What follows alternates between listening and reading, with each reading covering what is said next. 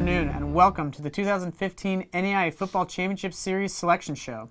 Broadcasting from our studio inside the NAIA headquarters in downtown Kansas City, Missouri, I'm Alan Grossbach and I'm joined by Chad Waller. Over the course of the next 10 to 15 minutes, Chad will present the 16 teams and 8 first-round matchups for the Football Championship Series. First-round games themselves kick off Saturday, November 21st. Now, 87 NAIA football teams started the year vying for the opportunity to play for the Dr. Tom Osborne National Championship Trophy, and now only 16 remain. Like every season, there are some perennial powerhouse programs that you could have predicted would be here, and there are a few surprises. People often say that every game matters in college football. Well, it definitely does now as it's win or go home time. For those new to NAIA football, there are 2 ways a team can make the FCS field. The team can qualify as a conference champion or make it as an at-large selection. However, one important piece to keep in mind is that any team, conference champion or at-large, must be ranked in the top 20 of the final regular season coaches poll to be eligible.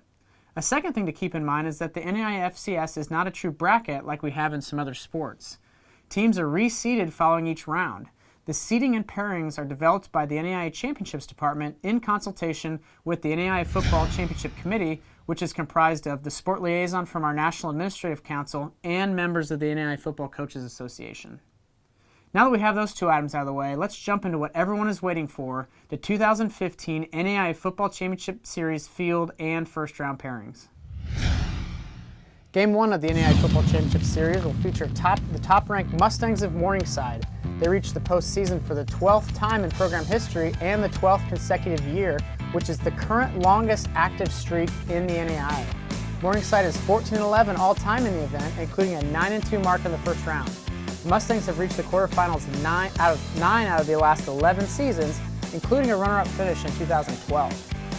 Morningside is 10-1 on the year, with their only loss coming against NCAA Division III number 1 Wisconsin Whitewater, and that was a 33-30 decision on a rainy night in late September.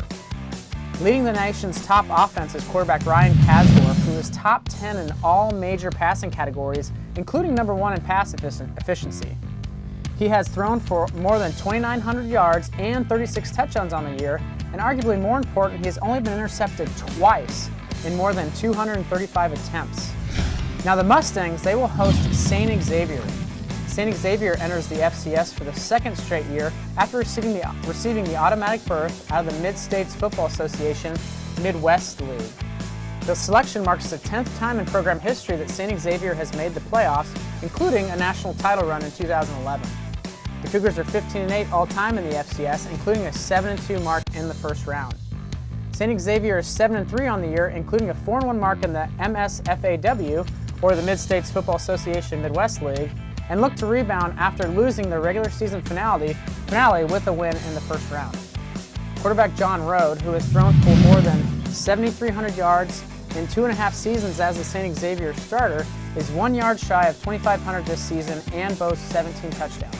He's completing 56% of his throws and owns 2 games of better than 400 yards passing and 4 touchdowns on the season.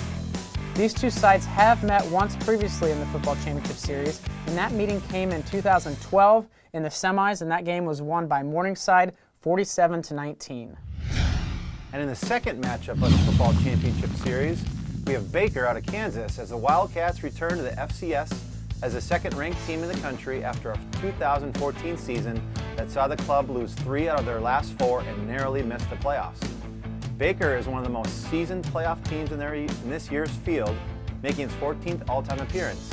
The Wildcats are 12-13 all-time in the event, including a 7-6 mark in the first round. Baker received an automatic berth after winning the inaugural Heart of America Athletic Conference South Division crown. The Wildcats were unbeaten in divisional play and enter the FCS with a 10-1 record. The defensive unit is led by the linebacker trio of Tucker Pauley, Akeem Francis, and Karan Brown, who own a combined 202 tackles, 31 tackles for loss, 3.5 sacks, 8 picks, and 7 fumble recoveries. And the Wildcats, they will host Point University out of Georgia. The Skyhawks are the champions out of the Sun Conference after finishing the year with an 8-2 record and a 5-0 mark in the league. Point, which is making its first ever appearance in the NAIA Football Championship Series, features a strong passing attack that ranks among the top 11 in pass offense per game and scoring offense. The Skyhawks have won 4 straight entering the playoffs. Quarterback Charles Fortis is the key player for Point. He is completing more than 60% of his passes this season en route to 2,600 passing yards and 30 touchdowns. And these two teams have never met in the FCS. Host of Game 3 of this year's FCS is Grandview University out of Des Moines, Iowa. The Vikings have been one of the top teams in the NAIA the past few seasons, and they're making their 3rd straight FCS appearance, 4th overall. Grandview is 5-2 all-time in the event, including a national championship in 2013. The Vikings are also 2-1 all-time in the first round. Grandview won the inaugural Heart of America Athletic Conference North Division crown with a 10-1 record and a 5-0 mark in the league. The Vikings rattled off 10 straight wins after losing to Baker 20-15 in its season opener. Defensive end Brandon Johnson keys the defense for Grandview. He has 13.5 tackles for loss and 6.5 sacks on the year, and that defense is one of the top in the NAIA. Now the Vikings will host Lindsey Wilson College out of Columbia, Kentucky. The Blue Raiders are making their 2nd consecutive appearance and 2nd all-time here in the Football Championship Series. In its inaugural appearance, Lindsey Wilson reached the quarterfinals before falling on the road to St. Xavier. The Blue Raiders enter this year's championship with an 8-2 record and a 3-2 mark in the Mid-South Conference West Division.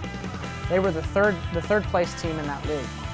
First-year starting quarterback Dylan Beasley is the key cog for the Blue Raiders. He has thrown for just over 2,000 yards this season with 17 touchdowns. One of his best performances of the year came against Reinhardt, where he threw for a season-high 375 yards and 2 scores. These two teams have never met in the FCS, so it should be a great one in Des Moines on Saturday. And the 4th game of the Football Championship Series, we have St. Francis out of Fort Wayne, Indiana, as the Cougars are the only unbeaten team remaining in the NAIA football. This club enters the FCS with a 9-0 record. Now St. Francis is making its 15th appearance in the FCS and owns a 21-14 record at the event. The Cougars are 12-2 all-time in the first round, including a current run of 11 straight victories. St. Francis received the automatic berth out of the Mid-States Football Association Mid-East League, capping the perfect regular season with a 64-6 win at Missouri Baptist on Saturday. Quarterback Nick Farrer is the leader on offense for St. Francis with more than 2,700 yards passing and 33 touchdowns on the year. Like some of the other quarterbacks that we'll discuss in today's show, he is very good at protecting the football, throwing only 3 interceptions and 268 attempts. Farrer is second only to Morningside's Ryan Kastorf in pass efficiency. The Cougars will host the Reinhardt Eagles out of Waleska, Georgia. Now the Eagles finished runner-up in the Mid-South Conference West Division after finishing the year with a 9-1 mark. Reinhardt, which is only in its 3rd season of intercollegiate varsity football, is making its first ever appearance in the Football Championship Series. The Eagles own the NAIA's top rushing attack, averaging more than 360 yards per game. Running back Nigel Curtis is the top back for Reinhardt with more than 880 yards rushing and 26 touchdowns on the year. He has cleared the 100-yard rushing mark 3 times this year, including a season-best 132 on September 26th at Pikeville. Curtis scored 14 of his 26 touchdowns in the final 3 weeks of the regular season. Now looking at the playoff series history, this is the first meeting in the Football Championship Series between these two teams. Our first team in our Game 5 matchup is Montana Tech. The Ore Diggers completely flipped the script this season, rebounding from a 1-9 campaign in 2014 to win the Frontier Conference Championship and make the playoffs here in 2015. Montana Tech is 3-7 all-time in the FCS and is making its 8th appearance, first since 2012. Like we mentioned a moment ago, the Ore Diggers won the outright Frontier Conference title after finishing with a 9-1 record, including back-to-back victories against top 10 opponents in the final 2 weekends. Tailback Nolan Saracini keys the offense. The 5'10", 195-pound Billings, Montana native leads the NAIA in rushing yards per game and is number 2 in total rushing with more than 1,400 yards. Saracini boasts 15 touchdowns this season and has gone for more than 100 yards in 9 games, including a season-best 273-yard effort against Carroll on October 24th. The Ore Diggers will host Dickinson State. Dickinson State is the champion out of the North Star Athletic Association after posting an 8-2 record this season. Dickinson State last appeared in the FCS in 2010. The 2015 trip marks the 16th time in program history that the Blue Hawks will have a chance at a national title. Dickinson State is 5 and 15 all-time in the FCS, including a 5 and 10 mark in the first round. The Blue Hawks balance a stingy defense with a strong ground game. Dickinson State is ranked in the top 20 in total rushing and rushing offense per game. Tailback Trey Boone is one of the key guys for Dickinson State. He's run for more than 1,200 yards, top 10 in the nation, and 14 touchdowns this season. Boone owns the NAIA's top rushing performance, single-game performance on the year, with 340 yards on 35 carries against Presentation on September 13th. This is the second FCS meeting between these two clubs. Dickinson State won the first meeting 30-13 in 2004. The Game 6 matchup in the football championship series, we start with Marian University out of Indiana. The Knights return to the football championship series looking to get back to the title game for a second straight season and third time in program history. The Knights boast 5 all-time FCS appearances, including this season, and are 10-3 all-time, including a perfect 4-0 record in the first round. Last season, Marian fell to Southern Oregon in the title game. This year's Marian team closed the regular season with 5 straight victories en route to an 8-2 record and a runner-up spot in the Mid-States Football Association Mid-East League. Wide receiver Krishawn Hogan is one of the key stars for Marian. He leads the team and ranks second in the NAIA with over 1,200 receiving yards and is number 8 in total receptions with 67. Hogan has gone for at least 100 yards receiving and 1 touchdown in 9 of 10 games this year. Now the Knights, they will host Campbellsville Tigers as they claim the automatic spot out of the Mid-South Conference West Division. Campbellsville is making its second consecutive appearance in the FCS. Last year was the first time the Tigers had reached the playoffs since 2001. The Tigers are 8-2 on the year and have won 8 straight since losing their first 2 games to open up the season. Campbellsville's last 2 victories came against teams that were at the time ranked in the top 10. Offensively, quarterback Jacob Russell is the cornerstone of the Tigers' offense. He has thrown for more than 3,500 yards and 38 touchdowns this season. Russell is completing 64% of his throws and has only been intercepted 6 times in 262 attempts. In 2 years at Campbellsville as a starter, he has thrown for over 6,500 yards and 66 scores. These 2 teams have never previously met in the football championship series. We kick off our Game 7 matchup with defending national champions Southern Oregon. The Raiders enter the FCS looking to become the first team to repeat as national champions since Sioux Falls in 2008 and 2009. Defending national champions are making their 6th all-time appearance in the FCS.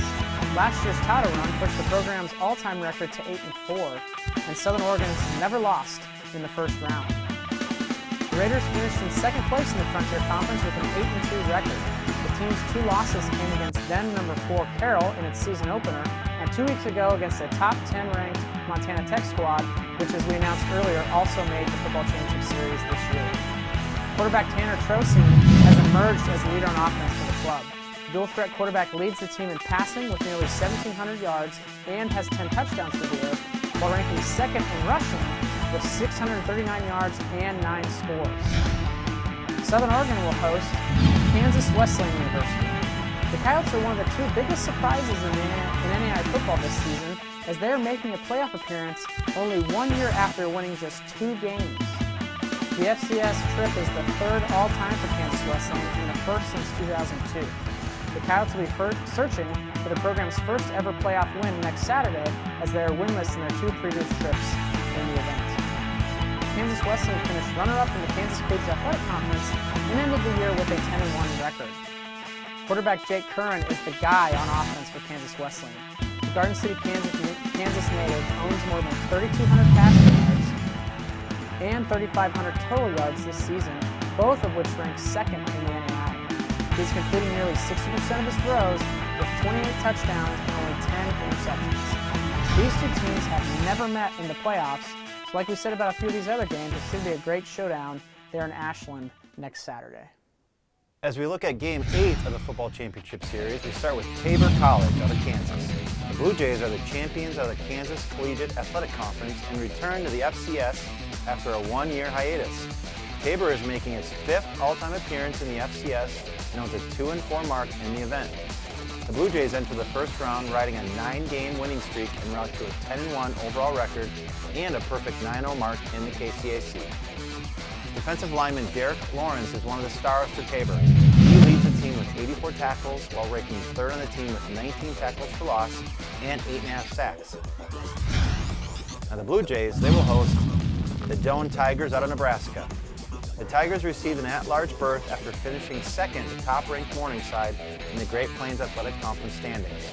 Doane is making its first appearance in the FCS since 1999, which snaps the longest drought for a team that has qualified at least one time previously.